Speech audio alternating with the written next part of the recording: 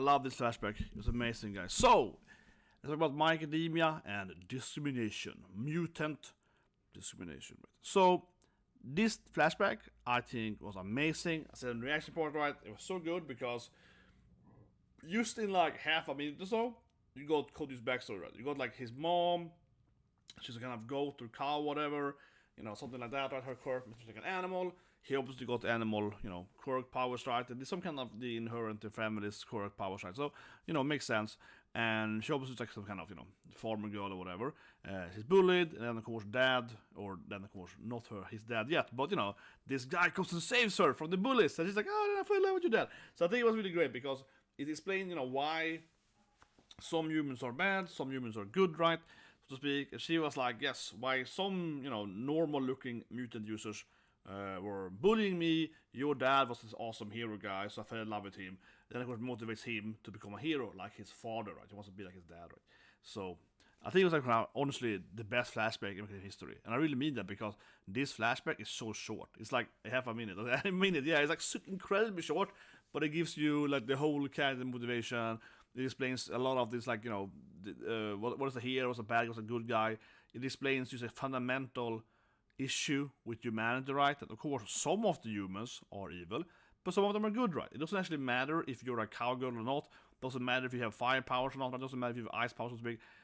Some people are just really evil anyway, right? We can of course talk about why, but I mean, from my general humanity standpoint, some people are bad, some people are good, right? So it was like a really good factor for that.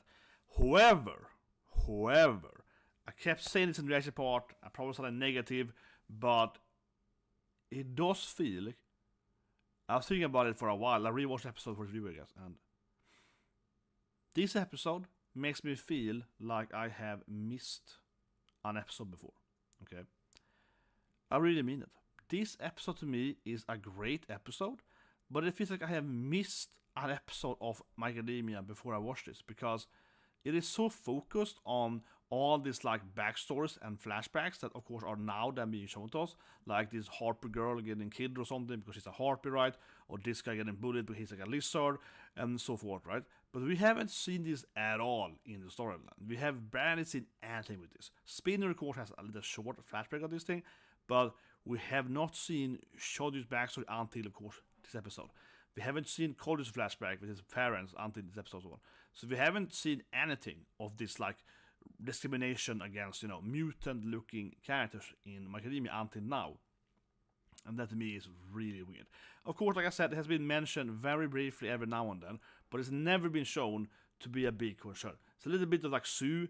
She's a frog. No, she's never mentioned that she's bullied being a frog. She did herself mention that she was afraid of the snake girl, right? Because snakes eat frogs or whatever. But that was just like, oh no, not really best this, right? So there's been like very minor like that. Ashido is a pink alien-looking girl. She was a very popular girl in school, right? She was like the cool cheerleader lady, basically. Everyone like loved her. So she clearly didn't see any discrimination being a pink alien-looking character, Obviously we got people with bird faces. We got hawks with wings. It's like we haven't seen this at all. Now, Shoji's flashback does of course take place in basically, current year or current generation rather, but his flashback is of course in this like rural village where they still are, they're hating mutants, they don't like people with fire powers or whatever. It's like 10 inhabitants.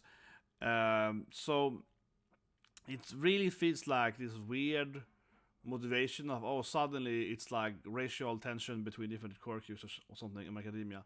And honestly, I don't know what to say, because the thing is that this episode makes me really perplexed, because I like the episode. I teared up a bit with especially Cody's flashback, and again this flashback of Shoji is good. He's being like bullied and hated by everyone because he has this octopus power or something like that, right? But which is more like a flash power, whatever. I digress. And he saves this young girl, of course, in the river, and he's a hero, and they still, bully him, and then she comes and, like, apologizes for, I couldn't stop them for being mean to you, whatever, right? And, it's my fault or whatever. So then, of course, teaches him also that, yes, some humans are mean, but some are also nice, and so on. He wants to be a hero, he wants to make people happy, and so on, right? So it kind of motivates him to still want to be a good person, even though he's hated, right? And, of course, this general storyline is very, very similar to the X-Men storyline. I said the reaction part here again, right? Obviously, Macadamia is very much inspired by Marvel Comics, if anything, right? Somewhat DC, but obviously Spider-Man, and Hero said too, right? Deku has the spider web thing. The black web thing is basically Spider-Man's powers, right? He swings like Spider-Man, and so forth. It's a lot of, especially references to Spider-Man villains and characters, absolutely. And the thing is that in Marvel, though, I really do think that Marvel does this 100 times better, honestly, 100 times better than Macadamia. Right? I'm a huge Macadamia fan, but he's clearly taking these parts from X-Men storylines. Here's, of course, Nightcrawler being called, he's not a human, he's blue, whatever, right? And again, the thing is that in Macadamia, there's no build-up for this thing, right? In Marvel Universe, there's a massive build-up that is a big difference between being like Cyclops, with your, glasses to shoot his laser, or being Nightcrawler, being Kurt, right, being blue, being like Mystique, being blue like his mom and so on, right, yeah. That is way, way worse, right, There's a huge, space on that in Marvel Universe. And also, you have all these, human leagues, right, in Marvel that hunts mutants, right. You have several different characters, like Bolivar Trask, we can name them all here, but basically all these characters are building Sentinels, they're building these cyborgs, they're building a bunch of different stuff, you have Bastion, whatever. There's so many characters in the Marvel Universe that are focused on hating mutants, right? Liberation Front and this thing, and yeah, all this stuff, right? And none of that exists in the Macadamia Universe.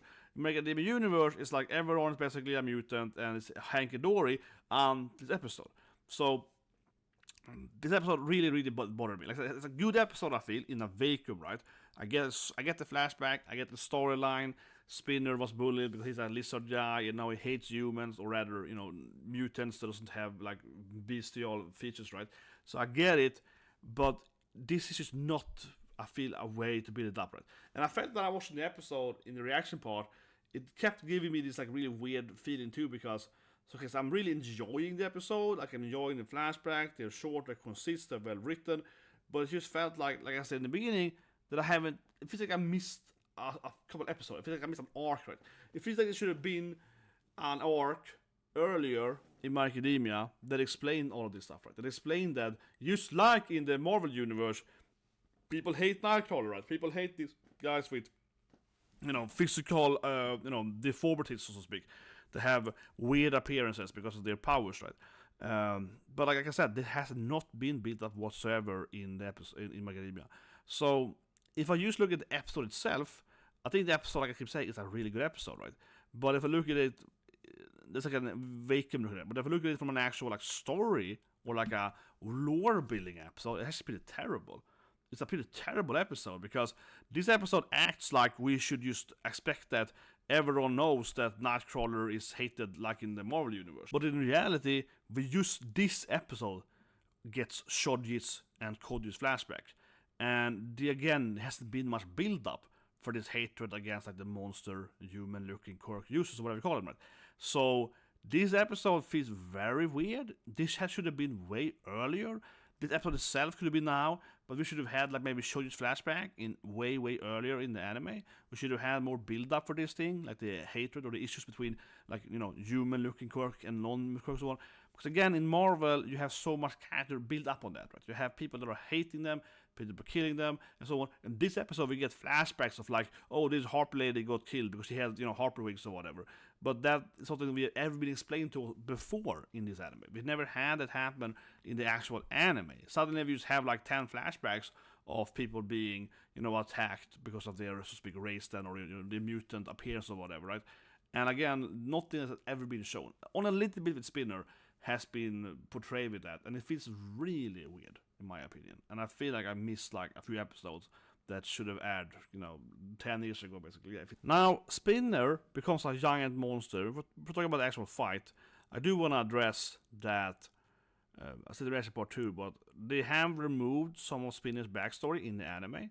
Now, I have read the manga, right, after I watched the anime, so I know a little bit more. So maybe I have also missed some part of Spinner here. Maybe I haven't seen all of it. But I think that, especially for an anime only, there's almost no build up for this whatsoever, because like I said, they even cut away the Spinner, everything with Spinner in, I think it's season 4 or 5. Basically, between 4 and 5 and those 2 seasons, everything with Spinner is basically removed in that. So as an anime only, you're very much in the dark about anything with this thing, right? But even having read that, I still don't feel it's a good build-up for this. Like I said, we don't see anyone bullying Ashido, which is pink, right? That would have happened in Marvel, right? And that is again an issue here, then, because I think that really is a good comparison to it. Now, of course, Ashido is a girl or whatever, but so it's probably bullied less, so to speak, by men. But like, no, Nightcrawler is bullied heavily and hated because he's blue, right? Ashido, if she was living in the Marvel universe, she would be hated because she's pink. And it wouldn't matter, if she's like a cutesy breakdancer girl or whatever. She would be hated by most people, right? And then, she might still be a hero or so on. But it would be in part of her backstory. That is how, like, all the Marvel characters are, right? But because, again, that Macadamia is seemingly now it's, like, completely accepted to be a lizard lady or a frog lady or a pink lady or whatever, at least until this episode, basically, right? Yeah, which is very... So, I don't know. I keep coming back to it, but it's like, no, this has no build-up for this thing. And in the anime, then, like I said, it's even worse because they even removed the very little flashback that we had of Spinner when he was bullied. Yeah, that is removed in the anime. I might be wrong on this part here, honestly, but I don't think the anime ever shows Spinner's backstory at all. Correct me if I'm wrong here, but I don't think it does. So yeah, in the anime, there's like zero build-up for this thing whatsoever. But anyway, I digress. I just want to specify that point there that Spinner is like, much less of a character in the anime. I think so. I think it's fair to say that Spinner is probably the character with the most removed scenes in the early seasons. Probably, I think so. It is. But anyway, he becomes monster, right? And this was a very classic, like, All for One thing. That he's just like, oh yeah, you can have some new quirks. Quirks? You want to have power-ups? As always, right, All for One is like, yeah. And obviously Speed turns into like his blood kind of pops up and becomes like scaly armor. He's already, of course, a giant now, so he's like Godzilla thing, and he becomes like a red Godzilla because his blood is, I guess, his blood becomes solidified or hard. Yeah, this new quirk he got seems to be that his blood turns to become like hard as a rock or something, right? So it's harder to hurt him because his blood is so hard to destroy, and it basically just, it spots off his body. But also seems really, really dumb though. And overall, Spinner's intelligence seems to have taken a massive hit from these quirks, and now he has the IQ 1 or something. Yeah, when he's fighting, he seems to be completely monster-fied, which of course is, I think, a good writing in that sense, because obviously a lot of the episode, is about, oh, they call us monster because we look like monsters, but we are just normal humans, but with, green skin or blue skin or whatever, right? That's kind of like a lot of this message that this writer has, right? That they misunderstood, right? And then this guy literally is a monster now with no intelligence. So the writing, I think, is really spot on in that sense. Like, he took a few more quirks, drink the Kool-Aid, and now he's like, rah! It's like, actually, he's exactly what they said, yeah. So he's basically turned into exactly what they claim that they are, right? So that's good. And obviously a little bit of why those writers stopped their back and forth there, if you actually want to listen to Spinner, because, yeah, he's clearly sort of crazy now. And, he's not really leading the army anymore, really. And that's probably be his downfall next episode, then. No, the overall fight, I think, honestly, it was nice seeing Shoji, like, doing his, like, fist at him and so on. But I don't think the fight actually was that good, because it was more like an emotional fight, right? Okay, we see their backstories, discrimination, racial, whatever, blah, blah, blah. And then we see Shoji being like, okay, I can use my power like this. So it felt more like both of him, Shoji and Koji, they basically unlocked their quirk in a higher level, because they got so emotional with the whole, like, they hate us, whatever, they calling us traitors, and so on. So it was like an emotional episode, but the actual, like, I call it choreography of the fight or whatever, it's basically Spinner is going crazy and then they punch him hard. Yeah, I don't know. So then he escapes, yeah, so I don't know. The fight was kind of weird in a sense. Spinner just went, like, mental and just became bigger and bigger and started to, like, used to go crazy, and I don't know. I guess I don't find it very intriguing to see a hero used to punch Godzilla, something like that, yeah, because it felt like Spinner actually potentially is much harder to defeat now, of course, because he got more powers and more quirks, but because his intelligence was reduced to like 0, it felt like he's just like a rampaging monster now with no personality anymore, and I don't feel that's so rewarding defeating him or something. So I hope he, returns back to his previous form. It probably won't happen, but I mean, maybe he reverts some of his intelligence back. He probably will. I think very classic Macadamia, when he's defeated, likely next episode, he probably will like return some of his personality and be all sad and his defeat something, because yeah, I didn't feel it was honestly that satisfying. It was satisfying from like Shoji's perspective of overcoming his like issues with humans, so to speak, but it wasn't so satisfying seeing random crazy monster spinner being punched. Yeah, I was like, okay, that guy's like whatever. He's like doesn't seem to care, And he's run away after it. Yeah, he's like a wild animal. He just ran away like a coward. So I don't know. It's like, I think this episode we're gonna see him, get more personality again, and then probably he's gonna regret taking the power of one or whatever. That being said, though, obviously Offer One is super evil, but honestly, I do find him almost a little bit like cartoonish evil now, right? I know it's not cartoon, it's anime, but I mean, why? I think it's honestly a little problem with him that One for All is very much just like he's always so incredibly evil. Couldn't he just give Spinner a better quirk? Did he have to give him a quirk like, oh, this quirk would make you 10 times stronger, but also reduce your intelligence by 10? You know what I mean? Like, did it have to be like 10x strength, 10 divided intelligence? Could it just be like 10x strength? Right? I do think that thing actually, honestly, a little bit annoys me with how Hiro now writes Over One. Because he's always just like super evil, right? It's always like, it's always like that monkey. What's called the monkey paw wish thing, where like, oh, I wish there was a world peace, whatever on dead or something. Yeah, like he only solves problems by giving them a drawback. Yeah, couldn't they just give him only positive stuff? It doesn't benefit him to make him turn into a monster. You know what I mean, it doesn't actually make it easy for him to win by making Spinner become completely brain dead. Yeah, it makes it harder for Spinner to win. He could have given Spinner powers, perhaps the same powers, right, or roughly speaking, the same powers, and retaining Spinner's intelligence would be better because then he will fight better. So it doesn't benefit him at all, make Spinner turning into a moron, but he's just like, hey, I'm evil, that's how I feel. It's a little bit tired of that thing, the whole notion of Offer One just being like, honestly, cartoonish evil. Couldn't he just, like, how does it benefit him of making Spinner turn into a moron? It doesn't. It's just like, like, it's just like, I'm just very, very evil, right? So I think that hopefully we're gonna see why he wanted it to happen, but I don't think so. He's just written as completely cartoonish evil by now, and it does honestly bother me, yeah, because I'm feeling like, oh, come on. And it's also predictable, right? It's predictable, because he's always like that, yeah. He's always gives some stupid drawback. He's predictable. He's a goddamn, like, evil monkey paw guy, yeah. It's getting a little bit like, come on, man. You can't do this every time. Can't you have some lenience for some of your allies? No. No. It's like, gonna curse them. Yes. Why? But yeah, video, subscribe, and have a great day.